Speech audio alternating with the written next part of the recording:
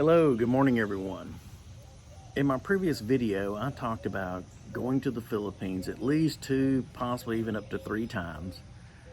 Finding an area, staying in different places, beach area, city area, mountain area, and then once you've determined the best area for you and what you enjoy the most, staying there longer to make sure that particular spot is where you like. Because if it's not, there's mountain areas all over. There are beach areas all over. There are cities all over. Okay? So once you find which one you like, you can go to different areas. If you don't like that particular one you're in, you can go to another one until you find one that you really enjoy and you like. Today, however, we can't go there right now. The place is locked down. They're not allowing tourists to come in. So what are you doing? What are you doing to prepare to go? Are you still sitting on the couch eating potato chips and drinking beer and your belly's getting bigger and bigger because you're here in the States and you're eating all this processed food? Or are you getting out and trying to eat better and trying to drop a few of those extra pounds? Okay? And I'm right in the same boat with you, okay? My very first trip to the Philippines, I'm 5'11", I weighed 245 pounds. All right, all my chest, it fell down here around my belly. And I lost 6 or 8 pounds when I was there the first time. You can't hardly help it. Okay, you're gonna sweat, it's hot. And I apologize, this is about my 3rd time trying to do this video because I go off on tangents when I talk. Sometimes all my friends say, well, he talks too much, and I do.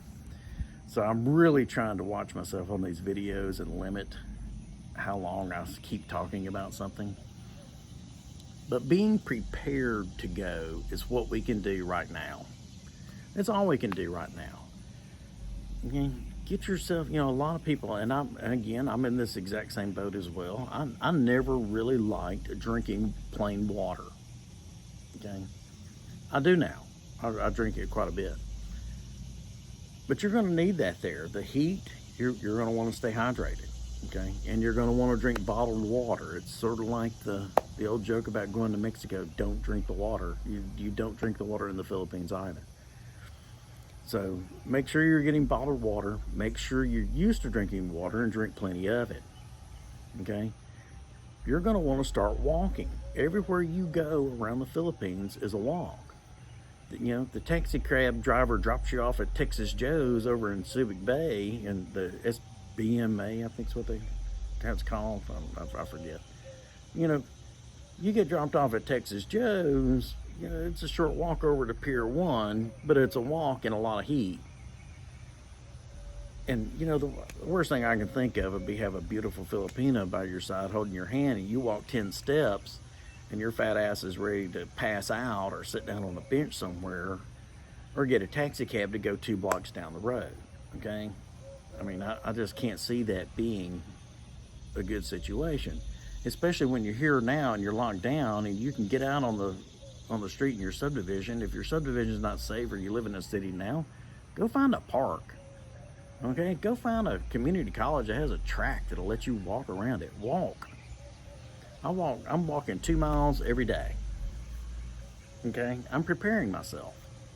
Because I know, and yes, there are tricycles, there's the jeepneys, and they're fun to ride. You still, even if you're in a resort, you still have to walk over to the area where these places are at to catch one. Yes, most of the time right outside the gate you can catch something at a tricycle at a resort and stuff, but they're gonna always try to overcharge you. You're the gringo. But you want to be a little bit in shape. You don't have to be Arnold Schwarzenegger, okay? You don't have to, or Brad Pitt or whatever. You don't have to be in perfect health, but you want to be in decent health, okay? And that's one of the things you can do right now to prepare. You want to figure out the best way of getting money over there, okay? Are you going to do like I did on my first trip? You're going to carry $6,000, $8,000 in cash with you? It's pretty scary. It's scary for me to carry that much money here. Okay, I don't want to carry that around my own house. And I don't want to carry it to any foreign country. I'm not saying anything bad about the Philippines. Okay, it's my Philippine dream, remember? I hope it's yours. But it's dangerous to carry that much cash with you. Now, I didn't carry it everywhere I went. I locked it in the hotel as soon as I got there, but you got to get there, right? Speaking of money, when you do carry cash and you go to your bank and you say, don't go into the ATM, you got to walk up to your teller in your hometown here in the U.S. before you ever board that plane, and you've got to tell them, I want crisp new bills, okay? You do not want to go over there with a bill with a tiny little crease, a tiny little bend in the corner. They're not going to take it. If they do, you're going to be extremely lucky. I was amazed. My first trip over there, I came back with like $800 in cash, only because I could not get it exchanged into pesos there. And I mean, I'm talking a tiny little imperfection. And if it has writing on it, forget it. Just completely, it's done. You're gone. I told you I can go off on tangents, and I'm going on a tangent about money. But how are you going to get that money there? Are you going to carry it with you? There's several different apps. World Remit is pretty good. They're at a pretty low fee. If you watched one of my previous videos, thank you, by the way. I fell in love. I've got my beautiful Filipino over there, who's the most beautiful girl in the whole world in my eyes. She opened a bank account. Okay, I bank at Wells Fargo. I went and set up a thing called Express Send through Wells Fargo. It's $4 to transfer. I can transfer, I believe, I have to go look at the thing. I believe it's $3,000 maximum a day for the daily limit and $15,000 for the month. But still, that's a lot of money going to the Philippines. But I can send that money to her. She can go withdraw it out of the bank. We have cash, so I don't have to carry that cash with me every time I go visit now. That's what I'm saying. Which is actually a huge relief for me. It's worth the $4 ever how many times I have to do it. It's worth it to me. Because I thought that was, what happens if your bag gets stolen, or you get some crazy security person at the airport and they're going through something and steal it or whatever. Who knows? Okay, I don't know. I just don't like carrying that much cash on me. So anyway, learn to drink the water. Start walking. Get your affairs in order. You're going to go over there for a month or two. What's going to happen with your house here in the States? And have you thought about it? My whole channel is a sort of a documentary on what I've done so far. And it's also to possibly help you if you're going there and you're not retired, okay? I know a lot of the guys are retired. They're going over there. I'm not, okay? My plan is to go and stay when I can for as long as I can and then come back here to work. Simple enough, right? Who's watching your house while you're gone? Who's checking your mail while you're gone? Who's paying your bills while you're gone? You've got to have your affairs and orders done. Okay? I'm pretty lucky. I have two children, and the oldest one's about to turn 18. They're very responsible. Just to keep them on the toes, I do have the cameras set up around my house, so I can get there on the Wi-Fi at the hotel, and I can look right down there and watch what they're doing, make sure they're not throwing some wild party at my house while I'm gone, But they're good boys, and they do well in school, and they do well keeping everything up around here for me. And I've got family around that also looks after and helps as well. I'm not just leaving them completely by themselves. Matter of fact, sometimes I have a sister that'll come stay here with them. My mother and father only live 5 minutes down the road, so they can come over here to check on them as well. So I've got things in place to make that happen for me. You need to have it in place to make it happen for you. Are you going to hire a housekeeper to come do a little dusting? You don't want, come home to a dirty house. Of course, I guess if nobody's living there, it's not going to get that dirty, but still. Needs to be checked on. Are you going to put your mail on hold? How long are you going to be there? You going for 2 weeks? You're going for 2 months? Do you really want to go through 2 months of mail when you get back? They have mail services. Okay? It'll bring your mail in, scan it, you can look at it online. You've got to think about these things and have this stuff in place before you go. There's a lot to think about, a lot to do. Make sure all of your bills at home can be paid online. If it's not, get it set up where it can. okay? Especially if you're going to go for 2 months. 2 weeks, that's not that big a deal. You can pay ahead or pay your bills and make sure that's done before you go. But when you start going for 1 to 2 months, now you need to make some extra preparations. And guys, I want to add this in here. I know this is at 10 minutes. That's where my girlfriend tells me I should, shut my pie hole and shut it off. But I just wanted to say this on here. The people in the Philippines are good people. The majority of them are really good people. You're going to find when you go that the vast majority are just good, honest, nice people. They're very accepting. It's a lot different than here. It's one of the reasons why I like it there so much. Because here in the States, to me, in my opinion, it's getting less and less of the people you find that are just those really, truly good, nice, wholesome type people that you meet and that you want to talk to, that you want to befriend. So guys, when you're going over there, and I do not recommend dating sites. I tried it. It was a big old fail for me. It might be for you. Again, I watch a lot of other videos from people.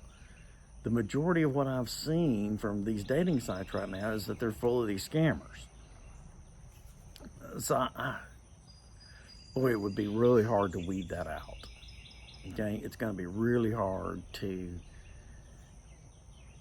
find someone who's really telling you the truth, because my understanding, these people are very, very good at scamming, very good at fooling you into thinking that it's something real when it's not. I just would not do it. I would wait till I got there. I mean, I tried the dating site. I went over there several times, met different people. The girl I met through a friend that I made after I was there. Really not much different from here, just a lot more to choose from there, okay? But keep this in mind. This is really what I want you to talk about. A lot of these girls, especially a province girl, even in the city, they don't have nearly as much experience in life as you do. And again, I'm not talking bad about them. It's just they're on an island. You got to remember that. They're a lot more sheltered, okay? I'm not saying they're all virgins running around. They're not. Okay, there's a lot of single mothers, a lot of young single mothers. I'm not saying that, okay? What I'm saying is that there are a lot of girls over there that just don't have a lot of experience. Okay, and it is a poor country. We all know that. But things also cost less there. These people live relatively good lives for themselves. I mean, there's a lot of poverty and a lot of bad stuff, and I'm not talking about that right now. But they're good, hardworking, honest people. The majority of them are, and you'll be amazed by that. But these girls, you take a guy from the States who's got a lot of experience and he's sort of a player. It would be very easy for you to take advantage of people there, okay? Please remember that these girls, if you take advantage of a girl like that, I mean, it's basically abuse, guys. You don't want to do that, okay? You wouldn't want me coming to your house and disrespecting you in any way if you were here. That's their house, and we're guests in their country. We're all foreigners there. It doesn't matter your skin color. It doesn't even really matter where you're from. If you're not a Filipino, you're a foreigner. And what you do reflects on all of us. So don't go over there trying to ruin somebody's life, okay? Just sort of keep that in mind. I think that's a very important thing. Be a decent human being. If you're not going to be a decent human being, just stay in your hole here in the U.S. wherever you're at. But you go there with these girls that don't have this experience, and you take advantage of them.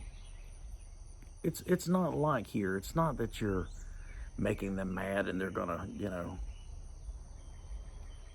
bitch at you to their friends about it. You're really gonna crush someone's dreams. Okay? I'm not talking about the scammer or anything. But you can really hurt someone for real over there, guys. All right, so let's not do that. Let's be good people. Let's be good foreigners. Let's be good guests in their house, in their home, in their country. And when we all do that, you'll find how nice they are, and you'll love it, and you'll be able to live your dream there too. If anybody happens to watch this, if you do have any specific questions on preparations, I'd be happy to help. Again, I just sort of get on here and ramble. Tell you a little bit about myself, what I did, and some of the mistakes I think I made, and what I might do a little differently. I hope it helps someone. Hope you guys are having a great day. Thank you for watching.